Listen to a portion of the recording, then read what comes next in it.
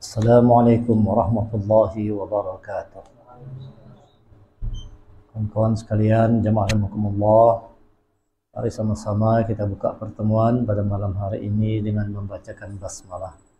Bismillahirrahmanirrahim. Innal hamdalillah nahmaduhu wa nasta'inuhu wa nastaghfiruh wa na'udzu billahi min syururi anfusina wa min sayyiati a'malina. Man yahdihillahu fala mudilla lahu wa man yudlil fala hadiya lahu. Asyhadu an la ilaha illallah wa asyhadu anna Muhammadan 'abduhu wa rasuluh la nabiyya ba'da. Allahumma salli wa sallim ala Muhammad rasulillah wa ala alihi wa sahbihi wa man tabi'ahu wa walahu ila yaumil qiyamah. Rabbi shrah li sadri wa yassir li amri wahlul 'uqdatam min lisani yafqahu qawli. Rabbi zidni ilma warzuqni fahma. Wa qala Allah ta'ala fil Qur'anil Karim, a'udzu billahi minasy syaithanir rajim. Ya ayyuhalladzina amanu taqullaha haqqa tuqatih wa la tamutunna illa wa antum muslimun. Wahai orang yang beriman, bertakwa kepada Allah dengan hak, dengan benar, dengan sesungguh-sungguhnya, dan janganlah kalian mati kecuali dalam keadaan sebagai orang yang berserah diri kepada Allah, sebagai seorang muslim. Ya ayuhan nasu taqu rabbakum alladzi khalaqakum min nafsin wahidah wa khalaqa minha zawjaha wa bassa minhuma rijalan katsiran wa nisaa'a wattaqullaha alladzi tasaaluna bihi wal arham innallaha kana 'alaikum raqiba. Ya ayyuhalladzina amanu idza qila lakum tafassahu fil majalis fafsahu yafsahillahu lakum wa idza qila inshuzu fanshuzu yarfa'illahu alladzina amanu minkum walladzina utul 'ilma darajat. Alhamdulillah, kita bersyukur kepada Allah bahwa malam hari ini kita kembali bisa bertemu dalam keadaan sehat walafiat setelah kita selesai melaksanakan serangkaian ibadah di bulan Dzulhijjah dari tanggal 1 dan puncaknya di tanggal 10 Dzulhijjah, hari raya kurban, dan hari ini kita sudah masuk di malam ke-16 bulan Dzulhijjah, ya, 17, malam 17 bulan Dzulhijjah.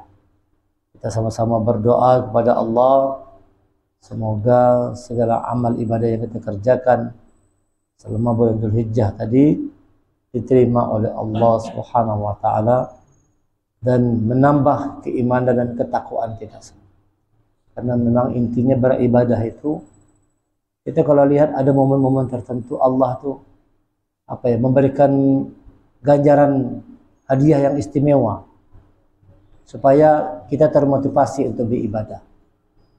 Dilipat gandakan pahalanya, dilipat gandakan kebaikan, dan dijanjikan berbagai macam peluang-peluang kebaikan Allah, dimurahkan rezeki, dilancarkan urusan. Kuncinya beribadah. Ada namanya ibadah Ramadan. Itu kan, itu yang sangat luar biasa nilai yang Allah berikan. Bahkan ada satu malam yang lebih baik daripada 1000 bulan, malam Lailatul Qadar. Nanti setelah Ramadan selesai, barangkali masuk Syawal, sudah mulai agak berkendor, turun iman kita, di Dzulhijjah dikasih lagi hadiah. Supaya dengan itu nanti manusia ini termotivasi lagi. Karena kita ini kan kalau kadang motivasi itu kadang-kadang malas nak beribadah tuh. Koler nak beribadah. Tapi kalau ada motivasinya timbul semangat. hendak berpuasa, hendak baca Quran. Dijanjikan oleh Rasulullah yang beribadah di awal bulan Dzulhijjah itu adalah hari-hari terbaik di sisi Allah. Hari-hari terbaik. Dikatakan yaumul a'zama indallah. Hari yang agung, hari yang mulia di sisi Allah Subhanahu wa taala. Yang tujuannya ini semua adalah memotivasi agar kita ini semangat beribadah kepada Allah. Nanti habis Dzulhijjah, masuk lagi bulan Muharram. Nah, disuruh lagi kita beribadah lagi.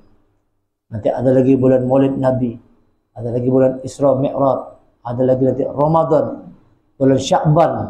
Hampir setiap waktu Allah memberikan ganjaran yang berlipat ganda sebagai motivasi agar manusia ini semangat beribadah kepada Allah. Karena memang kita diciptakan untuk beribadah. Wa ma khalaqtul jinna wal insa illa liya'budun. Tidak kami ciptakan jin dan manusia itu kecuali untuk beribadah kepada Allah. Jadi tugas hidup kita ini dua. Secara vertikal kepada Allah namanya ibadah, kemudian secara horizontal namanya khalifah. Dua tugas kita. Wa idz qulna lil malaikati isjudu li adam sajada illa iblis aba wastakbar wa kana minal kafirin. Allah kami disuruh sujud, tidak mau sujud, kecuali iblis tidak mau sujud kepada Adam. Yang selain sujud, tapi iblis tidak mau sujud, dia sombong karena merasa dirinya lebih mulia. Di situ ada rasa sakit, rasa kecemburuan sosial dalam hati si iblis. Kenapa yang ditunjuk sebagai khalifah fil ard itu adalah manusia? Wa idz qala rabbuka lil malaikati inni ja'ilun fil ardi khalifah. Kenapa kata iblis, bukan aku aja, adalah aku ini yang paling hebat, ibadahnya yang paling mantap. Kenapa tiba-tiba manusia ditunjuk sebagai khalifah? Lalu dia protes. Jadi Allah tunjuk manusia ini sebagai khalifah di muka bumi ini. Apa tugas khalifah itu? Salah satunya menjaga alam. Menjaga alam. Jadi manusia itu fitrahnya adalah menjaga alam supaya tetap hidupnya keberlangsungannya terjamin, supaya tetap aman, supaya tetap damai. Maka perlu dijaga kemampuan menjaga hak bumi Allah ini, namanya kemampuan khalifah. Khalifah itu artinya pemimpin, khalifah itu artinya pengubah, khalifah itu artinya penakluk. Jadi manusia ini harus bisa mengubah yang buruk bisa jadi baik. Bukan yang baik malah jadi buruk. Yang buruk itu dibuat menjadi baik. Penakluk manusia ini.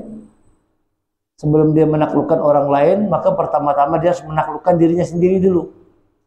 Karena tidak mungkin kita bisa menaklukkan orang lain kalau kita tidak mampu menaklukkan diri kita sendiri.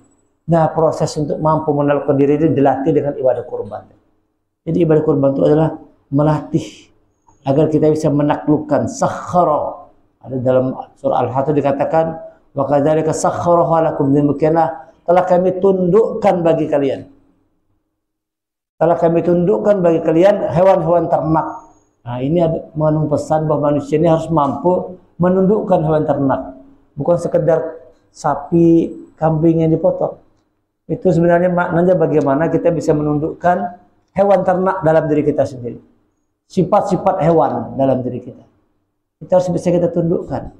Dilatih dengan ibadah kurban. Bagi-bagi daging. Itu sebenarnya simbol aja. Kita sedang menebarkan kasih sayang. Sedang menebarkan kasih sayang. Simbolnya bagi daging. Makna sesungguhnya kita tebarkan kasih sayang. Buat orang itu selamat. Sesuai dengan namanya Islam yang artinya selamat. Maka tidak boleh ada orang Islam itu yang sulit, susah. Maka pada hari itu adalah hari makan. Hari tanggal 10, 11, 12, 13 itu hari makan. Tadi hari Kamis itu jatuh tanggal 13. Itu kita tidak boleh berpuasa, itu haram hukumnya berpuasa. Kalau di hari lain kan sunnah puasa hari Kamis. Tapi hari itu tidak boleh puasa. Kita wajib makan hari itu. Karena disebut dengan hari makan. Berbagi, jangan sampai ada orang yang kelaparan. Itu adalah Islam. Selamat. Jadi kalau orang menjalankan Islam dengan sepenuh hati, maka kada ada orang yang celaka atau kada ada. Selamat. Hidup ini pasti berpasang-pasangan. Ada mungkin semua jadi orang sugih juga ada mungkin. Kalau semua jadi orang sugih, tidak berjalan kehidupan. Itu kada mengerti. Amun orang itu sugih seberataan, tidak jalan. Sistem hidup ini tidak jalan. Siapa yang mau nambal ban? Siapa yang mau nyapu jalan? Hah? Siapa yang mau jahit pakaian? Kalau orang sugih seberataan. Siapa yang mau jadi petani? Tidak bisa. Dibuat Allah berpasang-pasangan, ada kaya, ada miskin. Tapi harus saling menyelamatkan, saling memberikan manfaat. Orang miskin bekerja dengan orang yang kaya. Orang kaya memberikan rezekinya, nafkahnya kepada yang miskin. Terjadilah proses ta'awun, proses tolong-menolong di situ. Jadi orang sugih ini tidak boleh sombong. Kalau sombong, orang sugih sombong, coba siapa yang bekerja di rumahnya? Kita merasa aja misalnya tuh, kita di rumah biasanya ada pembantu. Liburnya jadi 2 hari. Wah, rumah kita kacau dah.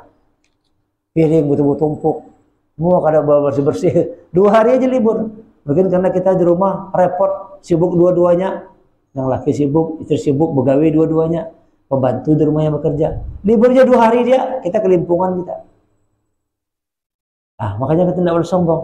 Bahwa kita ini tetap memerlukan orang lain. Sehebat apapun orang kaya itu, kalau tidak ada orang yang lemah membantu dia, tidak bisa jalan.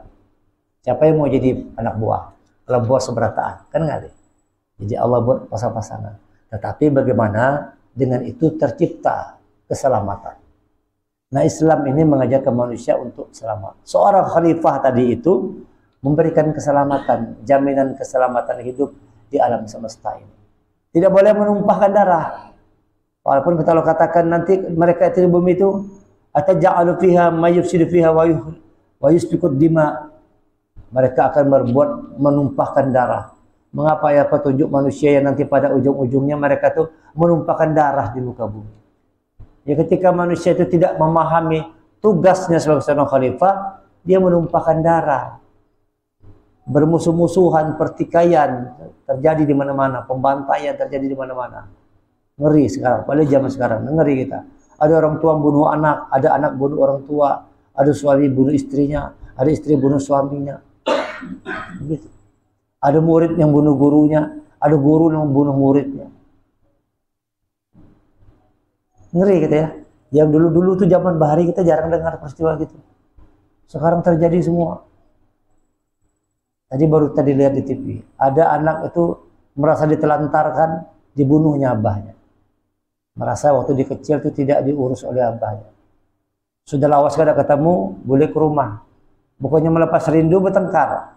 Malah bertengkar anak sama abahnya. Saking emosinya dibunuhnya abahnya. Ya. Karena manusia tidak memahami esensi tugas hidup yang sesungguhnya, begitu jadinya. Menumpahkan darah, bermusuh-musuhan.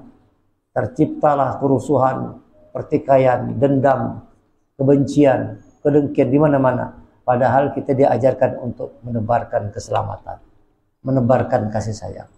Yang diminta oleh Allah dalam Quran itu di antara kita ini kasih sayang aja. Dan kasih sayang itu dimulai dari sukup yang terkecil namanya keluarga. Dalam keluarga itu harus tumbuh subur kasih sayang, bukan pertikaian, bukan permusuhan. Yang diminta oleh Allah kasih sayang aja. Dzalikal ladzi yubasyirullahu ibadahu alladzina amanu wa amilus shalihat. Qul la as'alukum alaihi ajran illal mawaddata fil qurba. Demikian kata Allah, kami gembirakan hati orang yang beriman dan beramal soleh. Allah menggembirakan orang yang beriman, beramal soleh. Yang kada beriman, yang kada beramal, itu kada gembira, itu kada bahagia. Itu pasti sudah.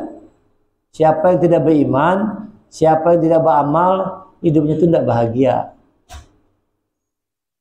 Coba dibuat-buat supaya tampak bahagia. Kalau kita lihat tuh disaksikan orang-orang di misalnya di media gitu ya. Wah, mereka sugih-sugih pinanya. Pinanya bahagia banyak keluarga. Kata Allah tidak bahagia. Tidak bahagia. Yang Allah berikan kebahagiaan itu hanya orang yang beriman, beramal soleh. Demikian kata Allah, kami menggembirakan, membahagiakan orang yang beriman dan beramal soleh. Qul la as'alukum alaihi ajra. Katakan kepada orang beriman yang beramal tadi, kata Allah, aku tidak minta apapun atas seruanku ini. Katakan wahai Muhammad, aku tidak minta imbalan apapun atas seruanku. Illal mawaddah fil qurba. Kecuali kasih sayang dalam kekeluargaan. Surah 42 ayat 23. Asyura. Jadi yang diminta Allah satu aja, kasih sayang. Nah, orang yang memahami tugasnya sebagai khalifah itu menebarkan kasih sayang. Itulah khalifah sejati, pemimpin sejati itu. Rahmat bagi yang lain. Islam ini kan rahmatan lil alamin, agama yang menjadi rahmat bagi seluruh alam. Rasulullah adalah rahmatan lil alamin, rahmat bagi seluruh alam. Rahmat. Coba ada nggak agama lain yang seperti Islam itu ajarannya? Waladzul kurban, sibuk semua berbagi. Ya kalau Islam aja dia kayak itu. Coba agama lain aja lah kayak itu. Kan ada kalau potong hewan lagi dibagi-bagi semua. Yang makan bukan cuma orang miskin aja, yang sugih pun dapat. Yang berkorban kan dapat bagian tuh. Karena hari itu adalah hari berbagi, hari makan, hari berkasih sayang. Setahun sekali simbolnya, tapi bagusnya itu apa namanya, menebarkan kasih sayang itu bukan setahun sekali, setiap hari tebarkan kasih sayang sesuai dengan nama agama kita Islam yang artinya selamat. Buat orang itu selamat, jangan kita menzalimi orang lain. Orang lapar para kita buat hilang laparnya, kasih makan. Orang punya masalah dekat kita bantu menyelesaikan masalah. Nah ini Islam, ini ajaran Islam itu indah. Jadi kalau orang betul-betul menjalankan Islam itu dengan kafah, maka Islam ini akan memberikan jaminan kesejahteraan, damai. Jadi Islam itu artinya bisa, pertama artinya bersih Islam. Islam itu artinya bersih, suci, mulia. Itu arti Islam. Yauma la yanfa'u malu wala banun illa man atallaha biqalbin salim. Hari di mana tidak berguna harta dan anak kecuali orang yang datang kepada Allah biqalbin salim, hatinya salim, bersih. Jadi Islam ini adalah agama yang membersihkan hati manusia. Kapan dikatakan dia bersih? Kalau tidak ada kemusyrikan. Makanya begitu orang masuk Islam itu dia kembali fitrah, ya kan? Ada dosanya lagi dia. Begitu orang kafir itu masuk Islam bersyahadah, dia muslim, saat itu dia bersih, suci, tidak ada dosa. Tidak ada dosa. Kenapa? Sudah masuk dalam hatinya kalimatullah. Kalimat syahadah sudah masuk dalam hatinya. Asyhadu an la ilaha illallah. Tadi kan ada Allah dalam hatinya. Musyrik dia. Sekarang sudah masuk nama Allah dalam hatinya. Dia kembali menjadi Islam. Bersih. Jadi seorang pemimpin, seorang khalifah itu tugas utamanya bagaimana dia mampu menjaga, merawat dirinya sendiri dulu. Melindungi dirinya sendiri. Menaklukkan dirinya sendiri, mengubah dirinya. Apa yang buruk dalam diri kita diubah dengan baik. Maka seluruh rentetan ibadah itu dalam rangka untuk memperbaiki diri. Kita bersyahadah terus supaya kita terus ingat sama Allah.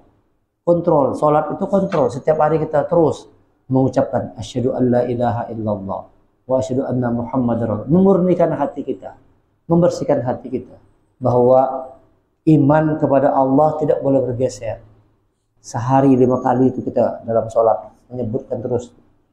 Setiap kita tahiyat itu, tahiyat awal, tahiyat akhir kita ucapkan asyhadu an la ilaha illallah wa asyhadu anna muhammadar rasulullah. Sholat, untuk apa kita sholat? Supaya terjalin hubungan yang harmonis dengan Allah. Supaya tetap hati kita ini kuat, sinyal kepada Allah itu kuat. Puasa, zakat, haji, semua rentetan agama itu, ajaran Islam itu, ibadah itu dalam rangka untuk pemurnian jiwa kita agar manusia ini kembali kepada fitrahnya, Islam, selamat, sejahtera, damai, bersih. Tidak boleh ada kemusyrikan. Nah, seorang khalifah itu dia harus mampu seperti itu. Tugas utama manusia begitu dia, khalifah dan kedua Abdullah. Kepada Allah Abdullah, beribadah. Kepada Allah kita beribadah, kepada manusia kita khalifah. Abdullah dan khalifatullah. Dua tugas utama manusia ini. Abdullah dan khalifatullah. Untuk mampu menjalankan kedua tugas ini, bagaimana menjadi Abdullah yang benar, bagaimana menjadi sebagai seorang khalifah yang benar, Allah turunkan petunjuknya Al-Quran. Quran ini petunjuk yang menuntun manusia agar bisa menjalankan tugas hidupnya sebagai seorang abdi Allah. Coba kalau ada di Quran, kita jadi abdi siapa kita? Abdi siapa kita? Bisa jadi abdi setan kita. Di Quran dikatakan begitu. Wa man a'rada an dzikri fa inna lahu ma'isatan dongka wa nasuhu yaumal qiyamati ama. Orang yang berpaling dari ajaran Allah tuh matanya buta. Matanya buta. Artinya gelap, tidak ada petunjuk, nyasar kemana-mana. Dan dalam ayat yang dikatakan siapa yang berpaling dari Al-Quran itu kami jadikan syaitan lahu qarin, syaitan sebagai teman qaribnya. Kami jadikan syaitan. Jadi dia bukan menjadi abdi Allah, bisa menjadi abdi syaitan, bisa menjadi budak dunia dan sebagainya. Maka Allah turunkan petunjuknya Al-Quran agar manusia tetap berada di rel yang benar sebagai seorang Abdullah yang tugas utamanya beribadah. Beribadah. Bagaimana kita melakukan aktivitas, semuanya itu dikategorikan sebagai ibadah. Walaupun kita kerja, walaupun cari nafkah, walaupun kita cari uang dan sebagainya, tetap bernilai ibadah. Selama atas dasar iman kita kepada Allah, menjalankan sesuai dengan syariat Islam, semua jadi ibadah. Itu Islam tuh ajarannya begitu. Agama lain kan ada.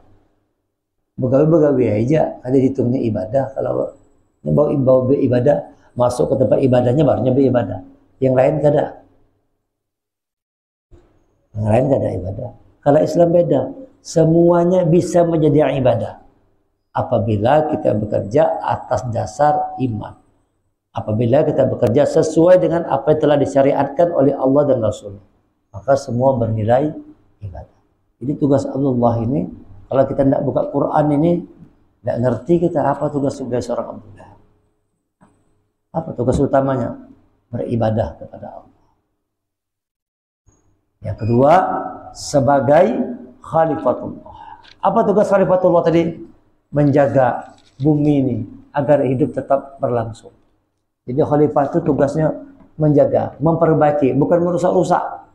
Kalau bumi ini dirusak semua, habis dijadikan tambang semua, tenggelam bumi. Kalau tenggelam bumi ini, amun ditambang orang seberataan, digali orang seberataan, tenggelam. Maka Quran itu mengatakan boleh kita memanfaatkan isi bumi, tapi jangan dengan merusaknya. Jangan merusaknya. Habis digali, direhabilitasi lagi, ditutup lagi, dibaguskan kembali. Nah, cuma kadang-kadang kayak itu. Kalau sudah habis orang menambang tuh, dibiarkannya lubang-lubang menganga. Nah, itu yang jadi banjir akhirnya. Jadi banjir. Karena merusak-rusak. Padahal fitrah Islam itu tidak boleh merusak. Islam tidak merusak. Nah, kebanyakan orang itu justru merusak-rusak. Karena tidak memahami tugas hidupnya sebagai seorang khalifatullah. Yaitu menjaga kelestarian bumi. Di dalam surah Yunus ayat 90. Saya bacakan ayat.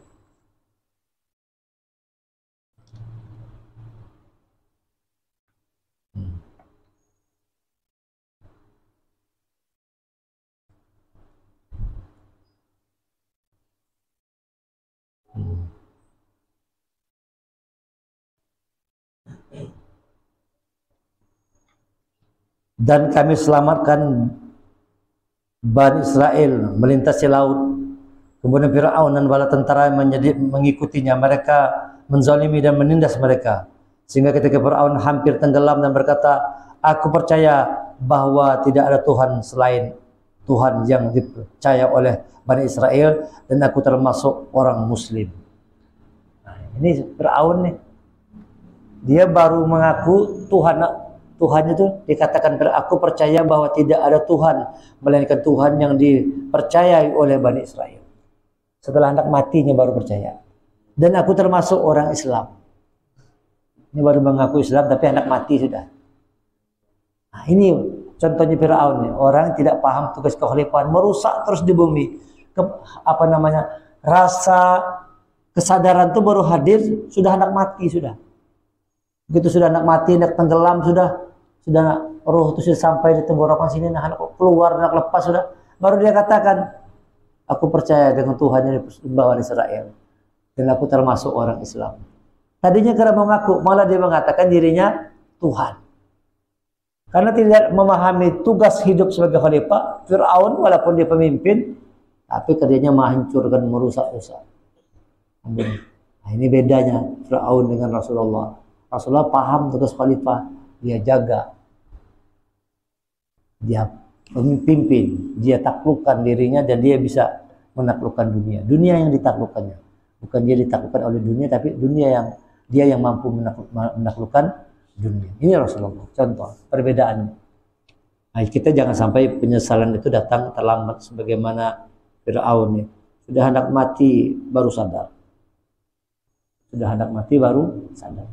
Allah telah memberi contoh manusia-manusia yang tidak menjalankan tugas hidupnya sebagai seorang khalifah. Bagaimana lagi Qarun? Nah, Qarun juga demikian. Dia katakan dalam Al-Quran itu, kata Allah, "Wabtaghi fima atakallahu darul akhirah, wa la tansa nasibaka minad dunya, wa ahsin kama ahsanallahu ilaik." Carilah olehmu kebahagiaan negeri dunia, dan carilah pahala negeri akhirat dengan apa yang diagunkan kepadamu. Tetapi jangan kamu lupakan bagianmu di dunia. Boleh aja di dunia. Qarun hendak jadi orang sugih, silahkan. Tidak dilarang hendak sugih seperti Qarun itu, boleh atau tidak? Boleh aja. Carilah olehmu negeri pahala, dan carilah pahala negeri akhirat dengan apa yang telah dianugerahkan Allah kepadamu. Qarun telah dianugerahkan Allah kekayaan berlimpah ruah. Dengan itu kata Allah, cari negeri akhirat. Carilah negeri pahala negeri akhirat dengan apa yang telah dilimpahkan kepadamu. Kan nyaman, orang kalau punya harta banyak kan nyaman berbuat baik. Bisa bangun masjid, bisa bangun pesantren, bisa nyumbang ini, bisa nyumbang itu. Duit banyak. Dan kayak Qarun nih. Kata Allah, dengan apa yang telah kami berikan kepadamu, itu dijadikan sarana untuk mendapatkan pahala negeri akhirat. Cari pahala negeri akhirat dengan apa yang telah kami berikan kepadamu. Qarun ini sudah dikasih Allah harta kekayaan melimpah ruah. Dengan itu cari akhiratnya. Tapi apa yang terjadi? Qarun sombong dengan kekayaannya. Qarun jadi orang yang engken, pelit, pemalarnya luar biasa. Padahal bendahara kekayaannya itu kuncinya aja diangkut oleh 7 ekor onta untuk mengangkut kuncinya aja. Hendak membawa kunci kekayaannya itu 7 ekor onta. Baru kuncinya, bagaimana hartanya? Gudang-gudangnya penuh emas semua. Yang disimpan di gudang-gudangnya itu bukan duit, tapi emas. Itu kekayaan sesungguhnya. Kalau duit itu kan kada kaya. Namun dirobek ini kada berlaku lagi duit. Kalau emas kan kada. Dibakar kan tetap emas, kalau tetap mahal harganya. Jadi yang disimpan Qarun itu emas-emas. Tapi Qarun sombong dengan kekayaan. Kata Allah, cari itu dan dengan apa yang menggunakan sebagai alat untuk mendapatkan pahala negeri akhirat. Dan berbuat baiklah kepada orang lain sebagaimana Allah telah berbuat baik kepadamu. Qarun, kata Allah, kamu sudah dikasih kekayaan. Coba Allah telah memberikan kepadamu banyak kebaikan, harta berlimpah ruah. Berbuat baik dong sama orang lain. Kasih orang lain juga rezeki. Sebagaimana aku telah memberikan rezeki kepadamu, beri orang lain rezeki lewat tanganmu. Ini perintah Allah dalam Quran nih. Surah Al-Qasas ayat 77-78. Supaya Qarun itu menjalankan perintah Allah. Dengan kekayaan itu, beri orang lain. Berbuat baik kepada orang lain. Sebagaimana aku berbuat baik kepadamu. Dan janganlah kamu berbuat kerusakan di bumi. Sungguh Allah tidak menyukai orang-orang yang berbuat rusak. Rata-rata sudah orang sugih ini banyak yang berbuat rusak. Ini bahayanya. Amun sudah orang sugih, rata-rata berbuat rusak. Tadi pengalaman hidup Indonesia sejarah ini, yang berbuat rusak tuh orang yang pangkatnya tinggi, orang yang duitnya banyak. Yang pangkatnya tinggi siapa? Fir'aun. Orang yang hartanya banyak, Qarun. Ini namanya. Disuruh Allah berbuat baik. Bagi dapat harta banyak itu berbagi sama yang lain. Jangan engken, jangan pemalar. Tadi kita dilatih berkorban. Berkorban, jangan engken. Kalau cukup uang untuk berkorban, sembelih seekor kambing. Jangan engken, duit ada bisa berkorban, cuma kada mau berkorban. Engken, dan Rasulullah mengancam tuh kan. Wa man kana lahu sa'a fala yadhu wala taqrabanna musallana. Siapa orang yang dikasih Allah kemampuan keluasan rezeki, dia tidak mau berkorban, jangan dekati tempat sholat kami. Nah, kata Nuri Rasul ajam Rasulullah. Sama biar Qarun itu diingatkan oleh Allah, hai Qarun, bahasanya begitu, engkau telah diberikan rezeki yang banyak, harta berlimpah ruah, dengan itu berbuat baik kepada orang lain sebagaimana Allah berbuat baik kepadamu. Apa jawaban si Qarun? Qala innama ututihi ala ilm indi. Dia Qarun berkata, sesungguhnya aku ini diberi harta itu semata-mata karena ilmu yang ada padaku. Nah, ini jawaban Qarun. Enak aja memberi harta sama orang lain. Aku ini sugih karena aku pintar. Ada ucapan aku ini kaya karena Allah memberi kekayaan. Ada. Beda sama Utsman bin Affan. Dari mana kau dapatkan harta di Utsman? Minallah. Ini semua dari Allah. Itu Utsman paham dengan tugas khalifahnya tadi. Itu khalifah tadi berbuat baik di muka bumi. Itu khalifah itu berbuat baik di muka bumi, bukan berbuat rusak. Jadi orang suka berbuat rusak itu bukan seorang pemimpin, kalau suka berbuat rusak. Seorang pemimpin itu berbuat baik di muka bumi. Ditanya kepada Utsman bin Affan, dari mana hartanya? Ini semua dari Allah. Nah, ketika Qarun diingatkan oleh Allah, apa jawab Qarun? Aku ini kaya, sesungguhnya dia berkata harta itu semata-mata, aku mendapatkan harta itu semata-mata karena ilmu yang ada padaku. Nah, karena aku pintar, kata Qarun, mencari duit, makanya aku sugih. Maulah setelah aku dapat banyak-banyak boyo-uyoh nih, usaha keras, kerja keras, bagi-bagi orang, nyaman manar. Itu kata Qarun. Kata Allah, berbuat baik kepada sesama sebagaimana aku telah berbuat baik kepadamu. Qarun katakan, aku sugih ini karena aku pintar. Awalam ya'lam anna Allah qad ahlaka min qablihi minal qurun man huwa ashaddu min quwwata wa aktsaru jam'a wa laysul an dzunubihimul mujrimun. Tidakkah dia tahu bahwa Allah telah membinasakan umat-umat sebelumnya yang lebih kuat daripadanya dan lebih banyak mengumpulkan harta, dan orang-orang yang berdosa tidak perlu ditanya tentang dosa-dosa mereka. Sombong benar Qarun. Kata Allah, orang dulu juga banyak yang sugi sudah kau hancurkan. Apakah kau juga mau begitu? Bahasanya gitulah kan. Sudah diingatkan oleh Allah si Qarun nih, berbuat baik dengan harta itu. Kata Qarun, aku sugih karena aku pintar. Kata Allah, dulu-dulu sungguh banyak yang sugih, sudah aku hancurkan semua. Jangan kau juga begitu. Qarun tetap pada mau. Akhirnya apa? Allah tenggelamkan Qarun dengan harta-hartanya. Tenggelam semua, masuk ke dalam bumi semua. Habis itu harta Qarun. Makanya orang kalau ketemu harta itu kan, harta karun. Kan? Saking banyaknya harta karun tuh sampai wah ini. Kalau orang ketemu harta, dapat harta karun. Ya kalau penemuan harta karun. Itu kisahnya gitu. Karena Qarun itu sombong dengan hartanya, lalu ditenggelamkan Allah dengan harta-hartanya. Apa sebabnya? Diberi Allah kenikmatan, diberi Allah rezeki berlimpah ruah, tapi tidak membawa dia dekat kepada Allah, justru menjadikan dia sombong. Lalu dia berbuat rusak di muka bumi. Allah katakan, wala fasada fil ardh, jangan berbuat rusak di muka bumi. Seorang khalifah, seorang pemimpin tidak boleh berbuat rusak. Kenapa berbuat rusak? Kenapa seorang hamba Allah itu berbuat rusak? Kenapa seorang khalifah berbuat rusak? Karena tidak tidak mempelajari pedoman hidupnya. Pedoman hidupnya tidak dipelajari. Quran sebagai pedoman hidup itu tidak dipelajari. Orang kalau jauh dari Quran tuh coba lihat ya, berbuat rusak juga dia. Berbuat rusak. Kalau orang jauh dari petunjuk Allah itu rusak hidup. Allah turunkan Quran ini untuk membimbing manusia agar bisa menjalankan fungsi utama hidupnya, beribadah kepada Allah secara vertikal, dia menjadi Abdullah, beribadah kepada Allah secara horizontal, dia menjaga hubungan yang harmonis antar sesama manusia. Itulah seorang khalifah, menjaga hubungan yang harmonis antar sesama manusia, dan hubungan itu, hubungan kepada Allah dan hubungan kepada manusia ini dilatih lewat ibadah kurban di bulan haji. Ada ulama mengatakan hanya di bulan haji itu saja terkumpul seluruh ibadah secara sempurna. Jadi seluruh ibadah, seluruh rukun Islam itu terkumpul secara sempurna di bulan haji. Di bulan-bulan yang lain kan ada. Bulan Ramadan kan ada, hajinya kan ada. Syahadah ada, puasa ada, sholat ada, zakat ada, haji kan ada. Ada kalau belum sekarang ini syahadah, sholat, gitu kan?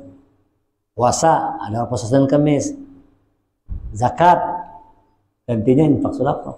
Bulan haji yang lengkap, semua rukun Islam itu lengkap dilaksanakan di bulan Zulhijjah. Di sana ada syahadah, di sana orang sholat, di sana ada perintah untuk puasa sunnah, ada puasa Arafah, ada puasa 10 hari bulan Syawal. Di sana ada zakat harta, ada rukun, dan ada pelaksanaan ibadah haji. Terkumpul semua rukun Islam 5 itu di bulan Zulhijjah. Maka dia dikatakan sebagai bulan yang mulia.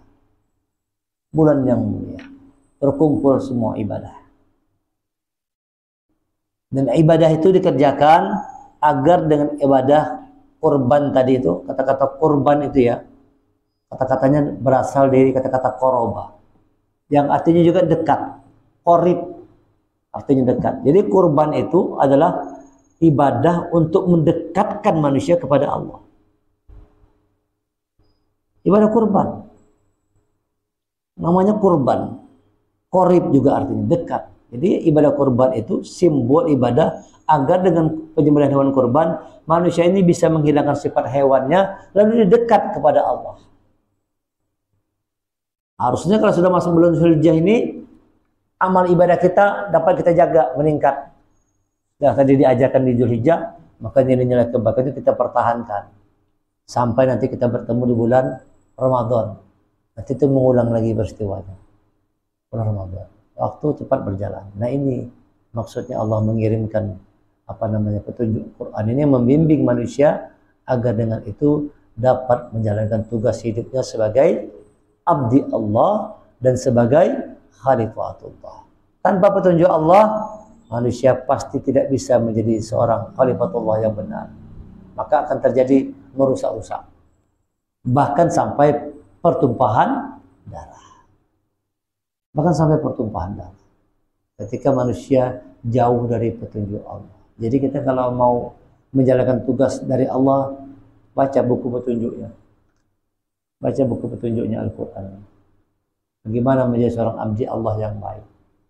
Allah ciptakan kita untuk beribadah. Kemudian setelah itu, jalankan tugas kita sebagai seorang khalifat Allah di muka bumi ini. Jaga hubungan kita kepada Allah dan jaga hubungan yang baik kita kepada sesama manusia. Hablum minallah, hablum minan nas, harus serasi. Ini adalah fondasi kuda-kuda ajaran dasar Islam itu dua. Kepada Allah namanya hablum minallah, kepada alam semesta namanya hablum minan nas, kepada sesama manusia. Dua hubungan ini harus dijaga secara serasi, seimbang, harmonis. Tidak boleh berat sebelah. Ya kan? Ada orang tuh rajin sholat misalnya. Sholatnya rajin, tapi sama orang kelakuan tidak bagus. Bisa zolim, bisa koruptor. Padahal sholat sholat rajin tapi menipu orang rajin juga. Ada lagi sebaliknya mungkin. Sama orang bagus. Jujur orangnya. Dermawan orangnya. Rendah hati. Baik orangnya tuh. Cuma karena pernah sholat. Ada juga model manusia kayak itu ada. Di sebelah. Baik benar. Dia harus sampai dikenal di kampung. Si Din itu orangnya baik benar. Cuma karena pernah sholat. Nah, ini masalahnya. Ada kabar kata Allah. Dua-duanya. Kalau yang mengabaikan dua hubungan ini, Allah itu sudah mengancam. Akan menjadi orang yang hina dimanapun berada. Dalam surah Ali Imran ayat 112. Siapa orang yang mengabaikan salah satu dari dua hubungan ini, kata Allah, dia akan jadi orang yang hina. Duriban alaihimuz zillatu aynama suqifu illa bihablim minallah wa hablim minan nas. Mereka akan diliputi kehinaan di mana saja mereka berada. Kecuali orang yang menjaga hubungannya kepada Allah dan orang yang menjaga hubungannya kepada sesama manusia. Nah, menjaga hubungan kepada Allah namanya Abdullah, menjaga hubungan kepada manusia namanya Khalifatullah. Ini dua hubungannya harus dijaga terus. Jadi hablum minallah, hablum minallah, minan nas dijaga. Tugas hidup kita sebagai Abdullah dan tugas kita sebagai Khalifatullah harus dijaga seimbang, serasi, harmonis. Jangan sebatas memperhatikan hubungan kepada Allah, namun kita mengabaikan hubungan antar manusia. Ataupun sebaliknya, jangan cuma sekedar memperhatikan hubungan antar manusia, tapi kita mengabaikan hubungan kita kepada Allah. Jaga kedua-duanya baru mulia. Yang mengabaikan salah satunya, apalagi mengabaikan kedua-duanya, kata Allah akan menjadi orang yang hina. Mudah-mudahan kita bisa menjalankan tugas hidup kita yang telah Allah berikan, karena waktu berjalan terus, waktu hidup semakin singkat, menjadikan hidup kita ini kita isi dengan kebaikan. Jalankan tugas hidup kita baik sebagai Abdullah ataupun sebagai Khalifatullah dengan cara terus-menerus mempelajari kitabullah, Al-Quran, dan menjalankan sunnah-sunnah Rasulullah. Kalau ini kita lakukan, insya Allah kita senantiasa dalam bimbingan Allah Subhanahu wa ta'ala. Subhanakallahumma hamdika asyhadu an la ilaha illa anta astaghfiruka wa atubu ilaik. Assalamualaikum warahmatullahi wabarakatuh.